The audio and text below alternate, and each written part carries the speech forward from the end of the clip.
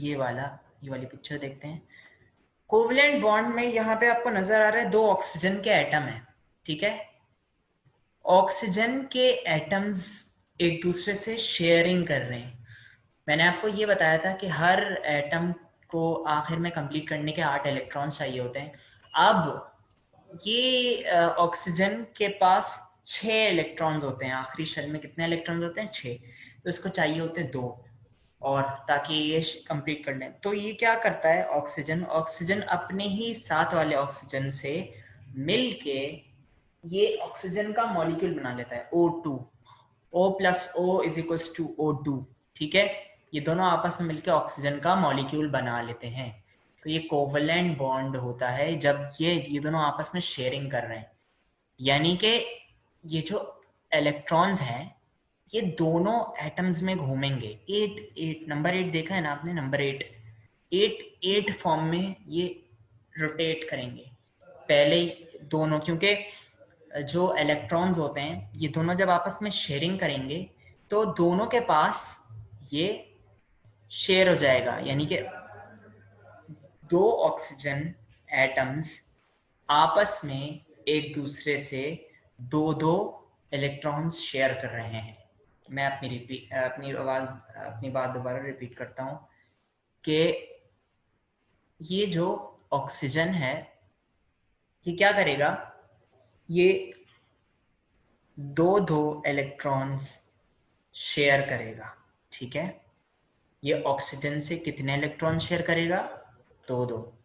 इसी तरह दोनों के इलेक्ट्रॉन्स आखिरी शेल में 8 हो जाएंगे। अब आप काउंट भी कर सकते हो, तो दोनों शेल में 8 इलेक्ट्रॉन्स हो गए हैं।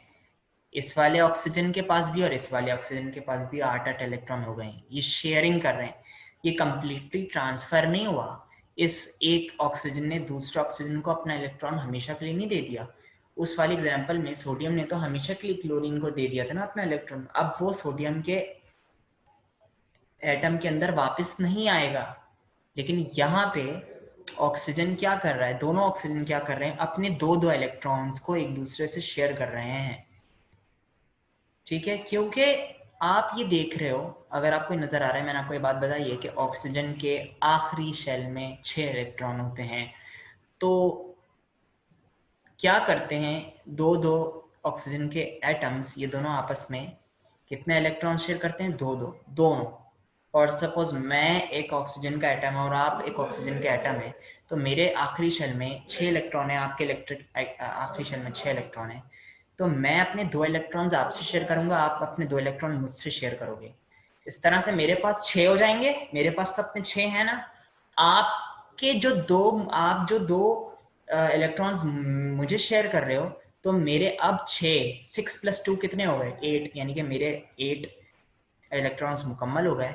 अब मेरे शेल में भी 8 रिवॉल्व कर रहे हैं पूरे, और मैंने अपने 2 इलेक्ट्रॉन्स आपके साथ शेयर किए, ठीक है।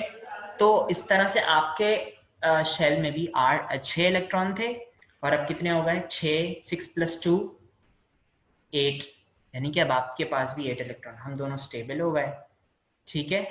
तो अब ये जो 2 ऑक्सीजन एटम्स हैं ये दोनों स्टेबल हो चुके हैं, लेकिन कहीं पे भी पॉजिटिव और नेगेटिव चार्ज नहीं आया। किसी एटम पे पॉजिटिव और नेगेटिव चार्ज नहीं आया। इसका मतलब यहाँ पे बॉन्ड तो बना, लेकिन थोड़ा वीक बना। कैसा बना? वीक, क्योंकि यहाँ पे शेयरिंग हुई है, कंप्लीटली ट्रांसफर नहीं हुआ, ठीक है। तो यहाँ पे जो शेयरिंग हुई है वो आपने देख लिया। जो केमिकल बॉन्ड बन रहा है उस केमिकल बॉन्ड को कहते हैं कोवलेंट बॉन्ड, जो कि वीक होता है। तो पहली बात यहाँ पे लिखी, covalent bond is formed by the mutual sharing of electrons between 2 bonded atom. Bounded नहीं है, बॉन्डेड, यू काट दीजिएगा, ठीक है।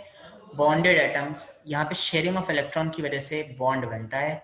No charge are develop between the 2 bonded atom. मैंने आपको ये भी बात बताई कि कोई चार्ज नहीं बनता।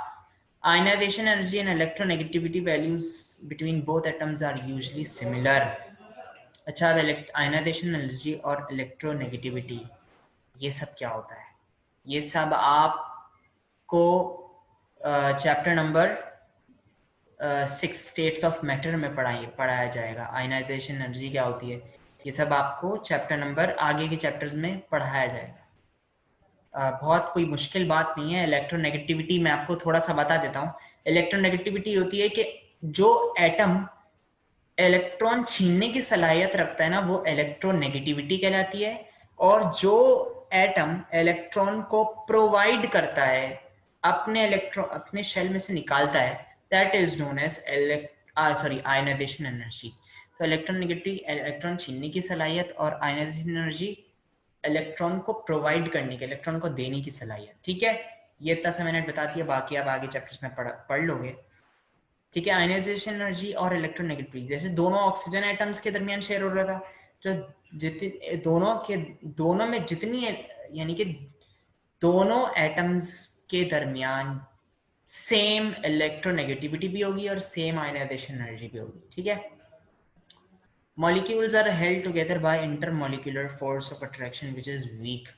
अच्छा, ऑक्सीजन ऑक्सीजन से मिला, क्या बना लिया, मॉलिक्यूल बना लिया। ठीक है, वहां पे सोडियम और क्लोरीन मिले थे, तो that is also a molecule, but उसको हम कंपाउंड कहते हैं, आयोनिक कंपाउंड। यहाँ पे कोवलेंट कंपाउंड बना है। ठीक है, and this is known as a molecule. और इस मॉलिक्यूल को, दोनों ऑक्सीजन भी तो आपस में एक दूसरे से जुड़े हुए हैं ना, इस जुड़े हुए रहने की जो कुव्वत है उसको कहते हैं inter molecular force of attraction, जो कि वीक होता है। ठीक है, थोड़ी सी वीक होती है।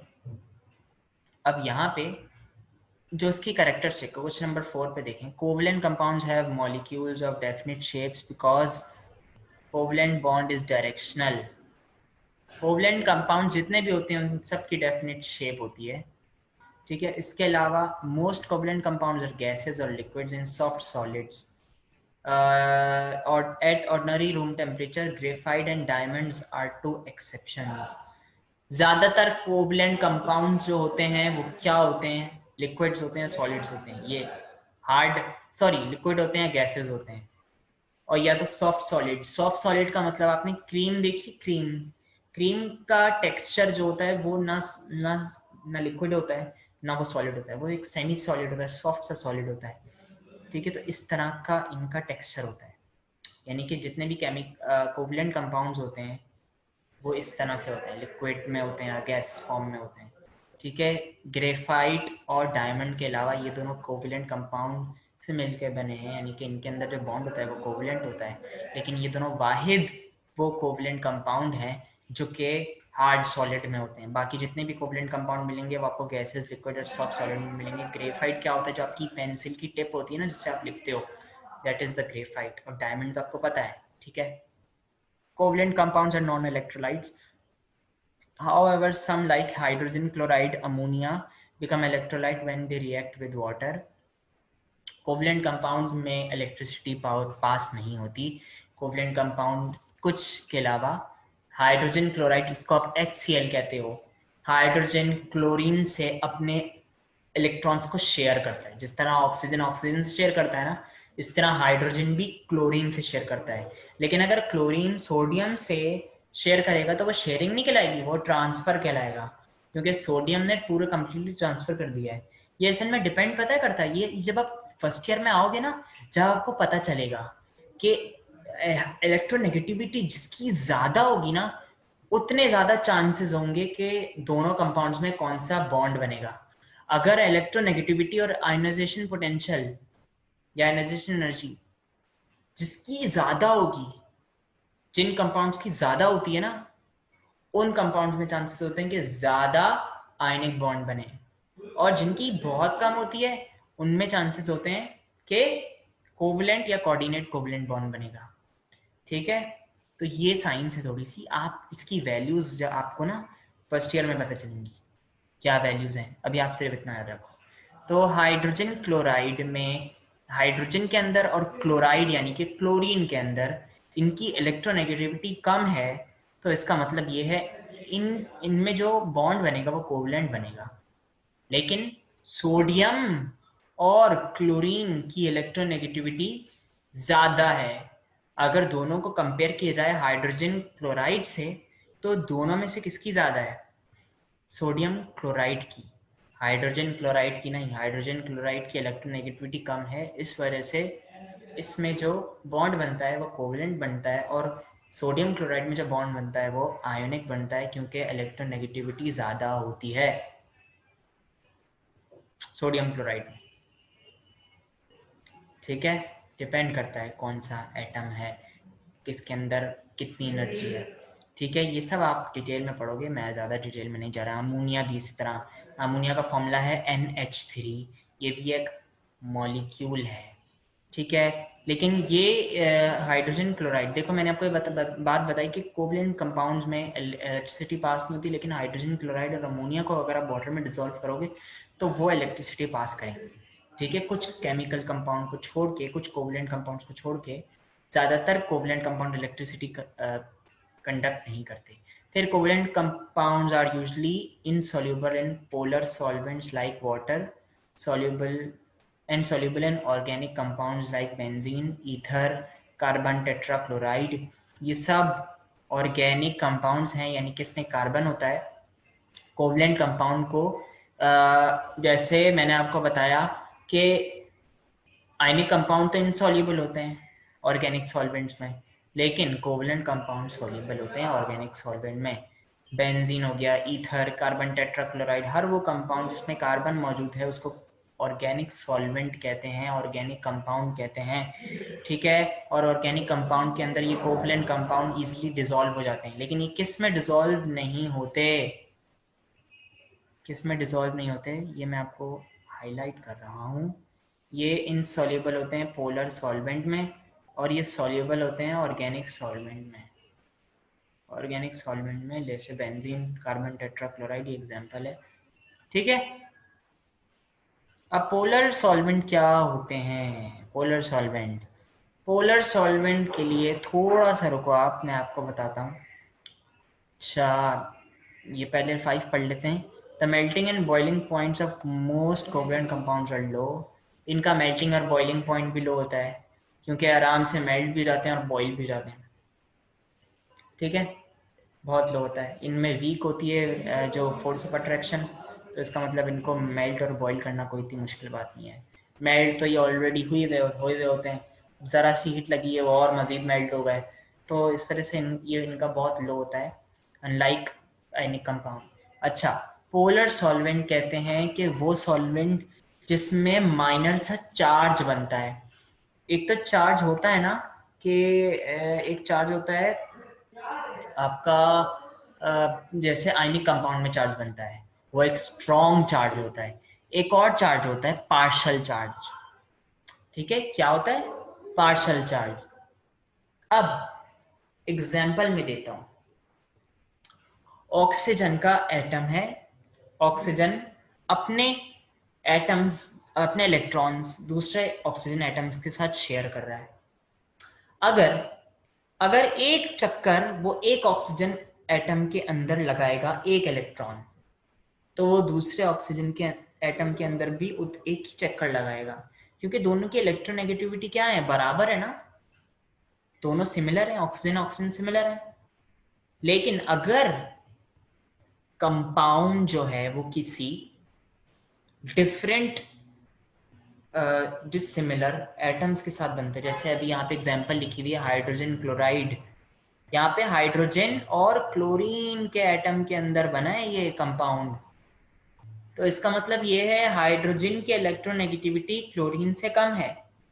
तो क्या हो रहा है यहाँ पे कि अगर हाइड्रोजन एटम के अंदर, हाइड्रोजन भी अपना एटम हाइड्रोजन एटम जो है वो क्लोरीन से अपना इलेक्ट्रॉन शेयर कर रहा होगा, और क्लोरीन भी अपना एटम हाइड्रोजन से शेयर कर रहा होगा।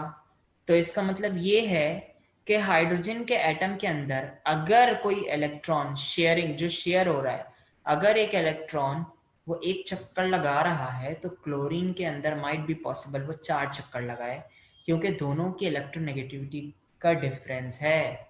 ठीक है, तो इस तरह से पार्शियल चार्जेस बन जाते हैं, क्लोरीन पे माइनस, पार्शियल माइनस, और हाइड्रोजन पे पार्शियल पॉजिटिव बन जाता है। ये यहाँ पे ट्रांसफर तो नहीं हो रहा, यहाँ पे भी शेयरिंग हो रही है। जैसे फॉर सपोज मैं एक बात, अगर मैं एक मार्कर लाता हूँ और मैं शेयरिंग करता हूँ आपसे, फॉर सपोज आपसे मैं शेयरिंग कर रहा हूँ अपने मार्कर की, ठीक है, अगर मैं उसको अपने पास 4 घंटे के लिए रख रहा हूँ और आपको सिर्फ 1 घंटे के लिए दे रहा हूँ, तो ये भी तो शेयरिंग ही हुई ना, मैं भी शेयर कर रहा हूँ, लेकिन मैं अपने पास ज़्यादा रख रहा हूँ, आपको कम टाइम के लिए दे रहा हूँ, या आपके पास अगर वो ज़्यादा टाइम के लिए रहे, 5 घंटे आप रख रहे हो, मुझे 2 घंटे दे रहे हो, तो इसका मतलब ये भी तो शेयरिंग ही है ना। लेकिन आपके पास वो ज़्यादा रह रहा है, मेरे पास कम टाइम के लिए रह रहा है, तो इसका मतलब ये है कि चार्ज तो बन सकता है ना, चार्ज तो बनेगा ऑब्वियसली, क्योंकि डिफरेंस ऑफ एनर्जी आ रहा है। अगर मैं भी ऑक्सीजन आप भी ऑक्सीजन, तो हम में तो डिफरेंस ही नहीं है ना, हम दोनों तो एक ही जैसे एटम्स हैं, हम दोनों में जब एनर्जी का डिफरेंस आएगा तो चार्जेस कैसे बनेंगे, चार्जेस जब भी बनेंगे जब एटम्स डिफरेंट होंगे, इतना याद रखना। अब अगर मैं हाइड्रोजन हूँ, आप क्लोराइड हो, तो क्या होगा कि मेरे शेल के अंदर कम देर के लिए घूमेगा इलेक्ट्रॉन और आपके शेल के अंदर ज्यादा देर के लिए घूमेगा। इसका मतलब आपके शेल के अंदर पार्शियल नेगेटिव, आपके एटम के अंदर पार्शियल नेगेटिव चार्ज बन जाएगा और मेरे एटम के अंदर पार्शियल पॉजिटिव चार्ज बन जाएगा। तो ऐसे कंपाउंड्स पोलर कंपाउंड्स होते हैं, और जिनमें चार्ज नहीं बनता वो नॉन पोलर होते हैं। अंडरस्टूड? क्लियर है बात? दोबारा आप चाहें तो वीडियो को पॉज करके आराम से सुने, स्पीड स्लो करके सुन लें, इजी इजी रहेगा आपके लिए। ठीक है, तो हाइड्रोजन क्लोराइड एक पोलर कंपाउंड है। क्या है? पोलर कंपाउंड है। और भी बहुत सारे पोलर कंपाउंड है। Ammonia is a polar compound. Okay, तो इनसॉल्युबल होते हैं, यानी कि कोवलेंट कंपाउंड जो होते हैं वो पोलर सॉल्वेंट्स में इनसॉल्युबल होते हैं, यानी कि उनको पोलर कंपाउंड में डिसॉल्व नहीं किया जा सकता। आई होप ये आपको क्लियर हो गया होगा। अब क्वेश्चन नंबर 5। 5 बहुत आसान है। डिफरेंस है आयनिक कंपाउंड का। पहला डिफरेंस, आयनिक कंपाउंड में ट्रांसफर होता है, कोवलेंट कंपाउंड में शेयरिंग होती है। आयनिक कंपाउंड में चार्ज बनता है, कंप्लीट चार्ज बनता है, इसमें कोई चार्ज नहीं बनता। और आयनिक कंपाउंड की जो आयनिक कंपाउंड जितने भी होते हैं उनकी इलेक्ट्रोनेगेटिविटी बहुत हाई होती है, और कोवलेंट कंपाउंड की इलेक्ट्रोनेगेटिविटी बहुत लो होती है। Ionization energy and electronegativity values both of both atoms are usually similar, और आयनिक कंपाउंड में ज़्यादातर डिसिमिलर होती है।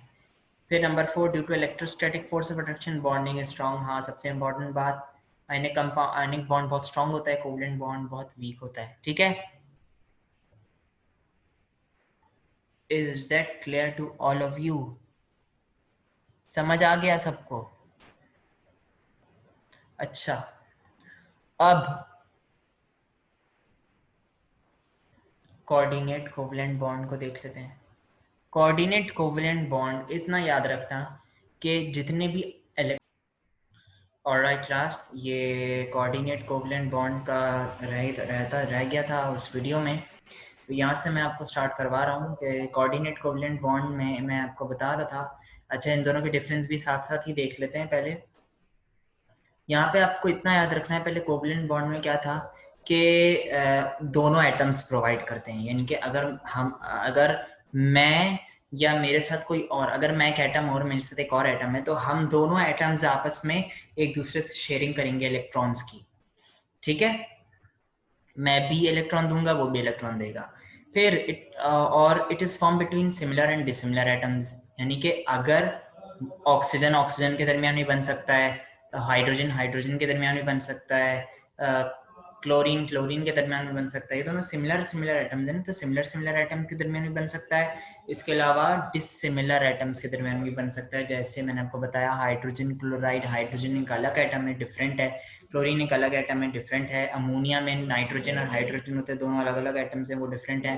तो यहाँ पे क्या होता है, सिमिलर और डिसिमिलर एटम्स में कोवेलेंट कंपाउंड बन सकते हैं।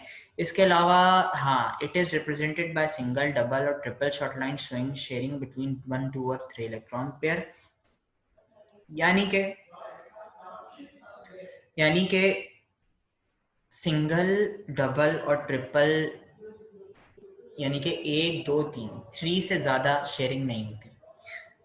एक एटम मैक्सिमम 3 तक शेयर कर सकता है, यानी कि किसके पास कितनी जो है वो सलाहियत है देने की इलेक्ट्रॉन्स को, एक दे सकता है, दो दे सकता है, तीन दे सकता है। तो जितनी भी इलेक्ट्रॉन्स को वो प्रोवाइड करेगा, ठीक है, वो उस हिसाब से वो डिनोट की जाएगी लाइंस। यानी कि ऑक्सीजन दो इलेक्ट्रॉन्स को जो है वो शेयर करता है इस तरह से। ऑक्सीजन दो इलेक्ट्रॉन्स को एक दूसरे, ये ऑक्सीजन के दो एटम्स आपस में इस तरह से बॉन्डिंग करते हैं, दो इलेक्ट्रॉन्स को शेयर किया, ठीक है। नाइट्रोजन तीन इलेक्ट्रॉन्स को शेयर करते हैं, तो इस तरह से ट्रिपल लाइन शो की जाती है जब रिप्रेजेंट किया जाता है, ठीक है। हाइड्रोजन सिर्फ एक इलेक्ट्रॉन को शेयर करता है, तो सिर्फ एक इलेक्ट्रॉन की लाइन शो की जाती है। Is that clear? ठीक है, तो ये डबल ट्रिपल और सिंगल लाइंस शो की जाती हैं कि ऑक्सीजन दो इलेक्ट्रॉन शो कर सकता है, नाइट्रोजन तीन इलेक्ट्रॉन को शेयर कर सकता है, और हाइड्रोजन एक इलेक्ट्रॉन शेयर कर सकता है। जो डिपेंड करता है कि किस में कितनी इलेक्ट्रॉन नेगेटिविटी की सलाहियत है, ठीक है। और डिसिमिलर एटम्स के दरमियान भी बन सकता है, जैसे हाइड्रोजन क्लोराइड, हाइड्रोजन, ये ऑक्सीजन ऑक्सीजन सिमिलर है, नाइट्रोजन नाइट्रोजन सिमिलर है, हाइड्रोजन हाइड्रोजन सिमिलर है। पर अगर हाइड्रोजन और क्लोरीन के दरमियान अगर शेयरिंग होती है तो वो भी सिंगल होती है, क्योंकि हाइड्रोजन के पास भी एक इलेक्ट्रॉन होता है, क्लोरीन को भी एक इलेक्ट्रॉन चाहिए होता है।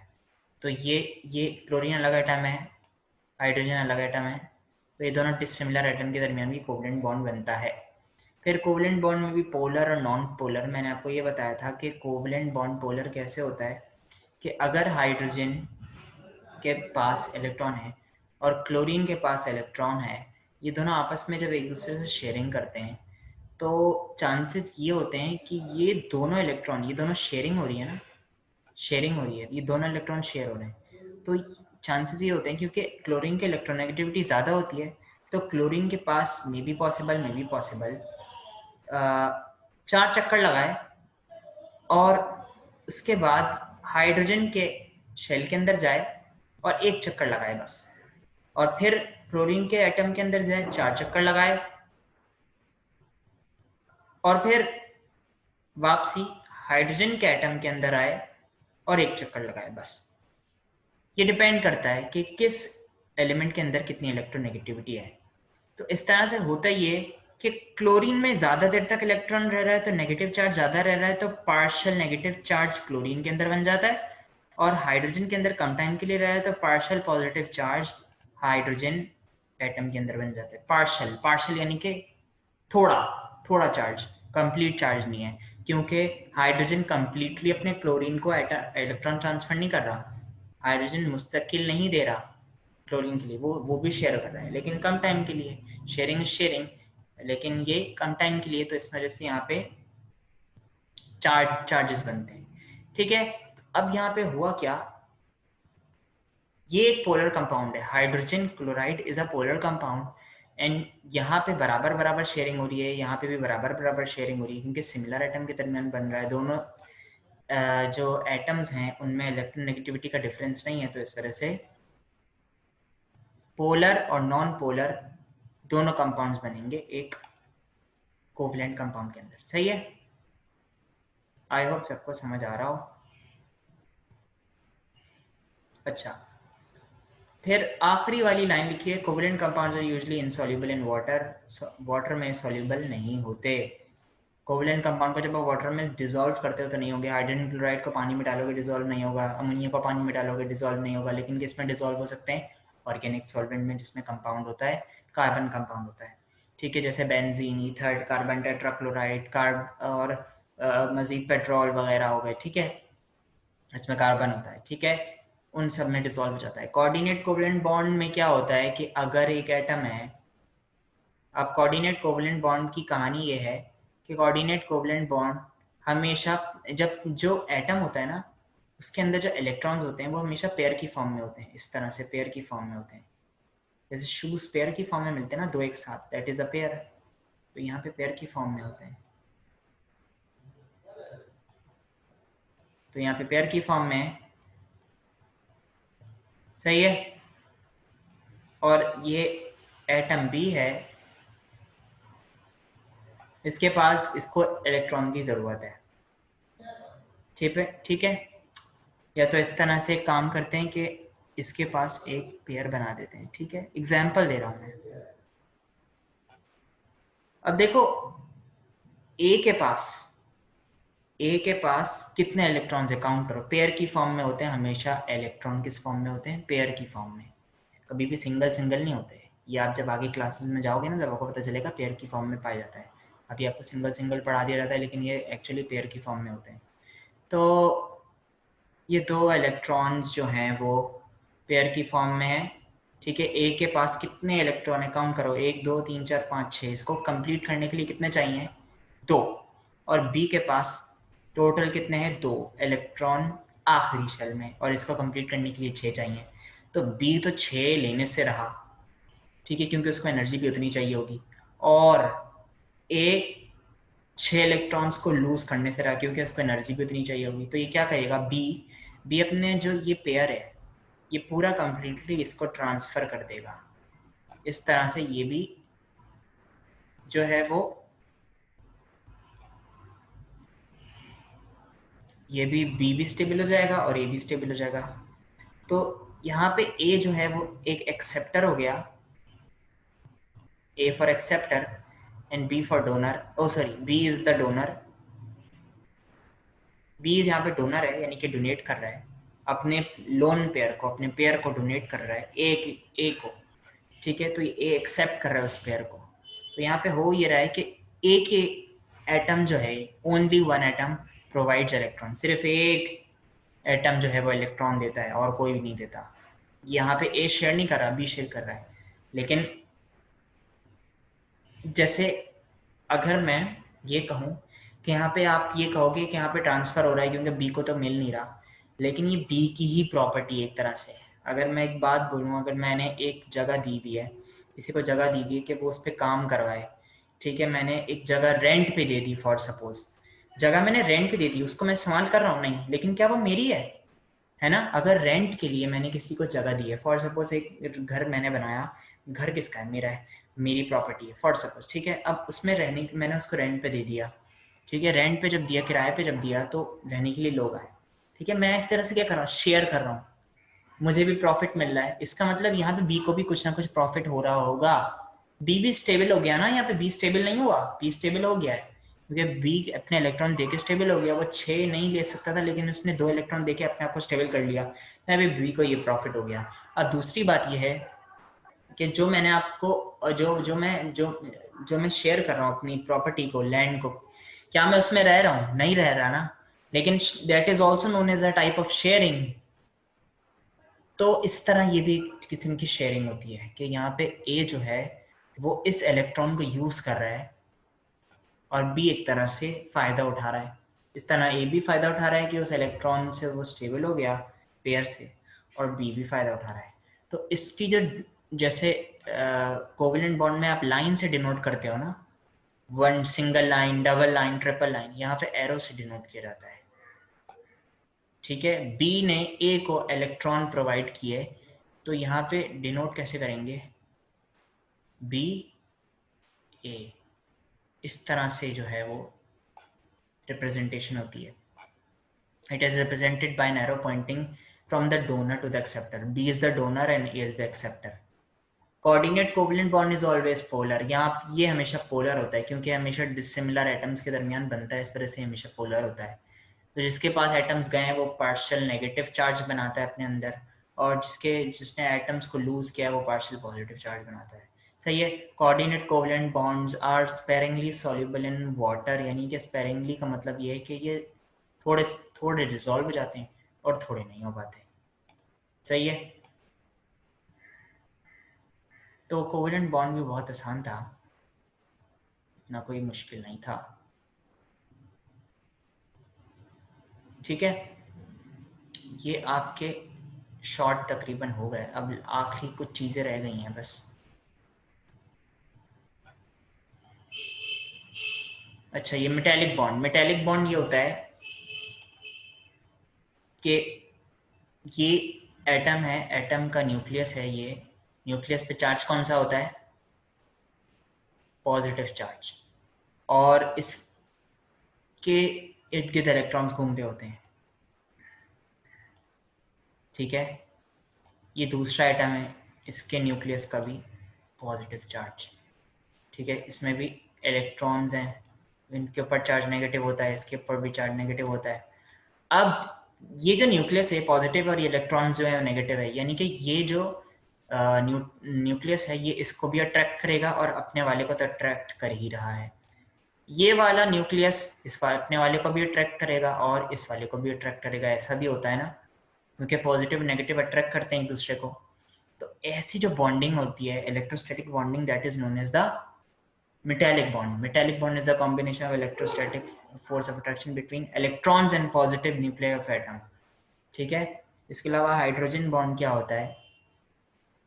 A hydrogen bond is a dipole attractive force that exists between two polar molecules containing hydrogen atom covalently bonded to an atom of fluorine, oxygen और नाइट्रोजन।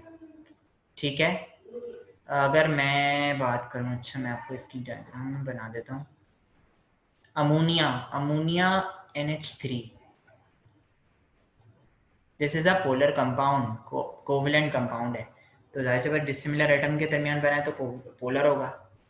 ठीक है, तो यहाँ पे जो पार्शियल पॉजिटिव चार्ज जिस पे होता है वो यहाँ पे हाइड्रोजन एटम होता है, पार्शियल पॉजिटिव ये रखता है और पार्शियल नेगेटिव नाइट्रोजन एटम रखता है। ठीक है, तो हाइड्रोजन के इस पोलर एटम को अट्रैक्ट करने की सलाहियत को हाइड्रोजन बॉन्डिंग कहते हैं। Hydrogen bond is a dipole attractive force that exist between two polar molecules. दो पोलर मॉलिक्यूल्स के दरमियान जो हाइड्रोस्टैटिक फोर्स ऑफ अट्रैक्शन होती है, डायपोल अट्रैक्टिव फोर्स जो होती है, that is known as the hydrogen bonding. ठीक है, ये ज्यादातर इन एटम्स के दरमियान बनता है, फ्लोरीन, ऑक्सीजन, नाइट्रोजन। अगर मैं H2O की बात करूं तो हाइड्रोजन और इसके अलावा H2O, सॉरी ऑक्सीजन हो गया ये, और यह ऑक्सीजन हो गया, सॉरी हाइड्रोजन हो गया, H2O वाटर का मॉलिक्यूल। फिर ये एक और वाटर का मॉलिक्यूल, फॉर सपोज ये एक और वाटर का मॉलिक्यूल है। ठीक है, ये हाइड्रोजन प्लस में है और ये माइनस में है। ठीक है, ये दूसरा एटम है,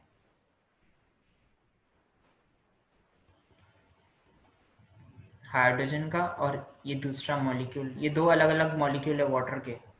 ठीक है, इसका मतलब ये है कि ये इसको भी अट्रैक्ट कर रहा होगा, ये दोनों आपस में अट्रैक्ट हो रहे होंगे, और ये भी फिर अट्रैक्ट हो रहा होगा इससे, है ना। तो ये जो फोर्स ऑफ अट्रैक्शन होती है, this is known as the hydrogen bonding.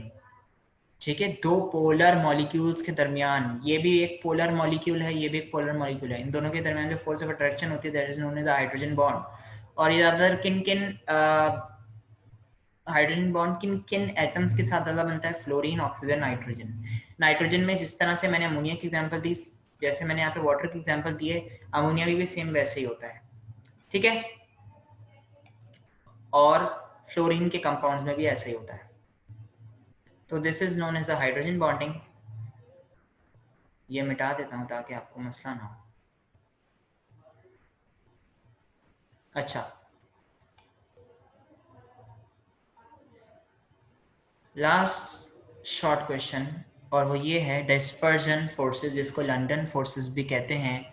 These forces are weak interactive forces between temporally polarized atoms. This is caused by varying position of the electrons during motion about their nuclei. ये भी जो है वो week attractive forces होती हैं polar atoms के दरमियान। यानी कि जो पोलर एटम्स होते हैं, अगर मैं जो पोलर एटम मैंने आपको बताए थे जिनमें पार्शियल चार्ज बनता है, पार्शियल पॉजिटिव और पार्शियल नेगेटिव, तो उन दोनों के दरमियान जो फोर्स ऑफ अट्रैक्शन होती है, that is known as dispersion force, जिसको लंदन फोर्सेस कहते हैं। ठीक है, dispersion force weak attractive forces होती हैं, जिनमें क्या होता है कि जो पोलर एटम्स होते हैं, partial negative and partial positive atom, जब वो आपस में इंटरेक्ट करते हैं, अट्रैक्ट होते हैं एक दूसरे से, तो वो फोर्सेस डिस्पर्जन फोर्सेस की वजह से होता है। इसके अलावा लॉन्ग क्वेश्चन केमिकल, फिर आता है long question chemical bond. Chemical bond मैंने आपको बता दिया, कोवलेंट बॉन्ड बता दिया, पोलर भी पता है आपको, नॉन पोलर भी पता है। पोलर नॉन पोलर मैं फिर बता देता हूँ कि यहाँ पे पोलर एटम जब दो डिफरेंट एटम्स जो हैं वो आपस में बॉन्ड करते हैं तो वो पोलर कोवलेंट बॉन्ड बनाते हैं। जब कोई भी कंपाउंड कोवलेंट बॉन्ड बनाता है और वो डिसिमिलर एटम के दरमियान बनता है तो that is known as the polar covalent bond, और जब वो सिमिलर एटम के दरमियान बनता है कोवलेंट बॉन्ड तो वो होता है नॉन पोलर कोवलेंट बॉन्ड। फिर कोऑर्डिनेट कोवलेंट बॉन्ड आपको भी पता चल गया, बाकी ये एग्जांपल है, ठीक है, इसको आप पढ़ लीजिएगा, कोई इतना मुश्किल नहीं है, ठीक है। यहाँ पे है क्या, ammonia has one loan, long नहीं है, this is loan, loan LONE loan, lone pair. Ammonia reacts with hydrogen cation, cation CATIONE, ये स्पेलिंग थोड़ी सी मिस्टेक है, using its long pair of electron to form a coordinate covalent bond. The bond differs from normal covalent bond in the atom, supplies both electron to form the shared pair bond. ठीक है। अच्छा, ये वाली जो example है ना वो आप अपनी बुक से करिएगा, ठीक है, फ्रॉम बुक, मैं लिख भी देता हूँ इसको, आप अपने पास नोट कर लीजिएगा। जो आपकी बुक में एग्जांपल बनी हुई है ना अमोनिया की, आप वो वाली करिएगा। जो कोवलेंट बॉन्ड जिस तरह मैंने आपको ऊपर A B करके बताया ना, इस सेम एज इट इज इसी में भी वही होता है, ठीक है। अमोनिया में भी सेम वैसे ही होता है। यहाँ पे अमोनिया को डोनेट, अमोनिया क्या बन जाता है, एक ऐसा यहाँ अमोनिया जो है वो डोनेट करता है एटम अपने लोन पेयर को, ठीक है, और वो जो जो जो केमिकल कंपाउंड उसको एक्सेप्ट करता है वो क्या बन जाता है, एक्सेप्टर। इसमें डोनर और एक्सेप्टर की कहानी है जो मैंने आपको ऊपर डिटेल में बताई है, बाकी ये एक एग्जाम्पल दी हुई है आपकी बुक में, ठीक है, आपकी बुक की एक एग्जाम्पल है।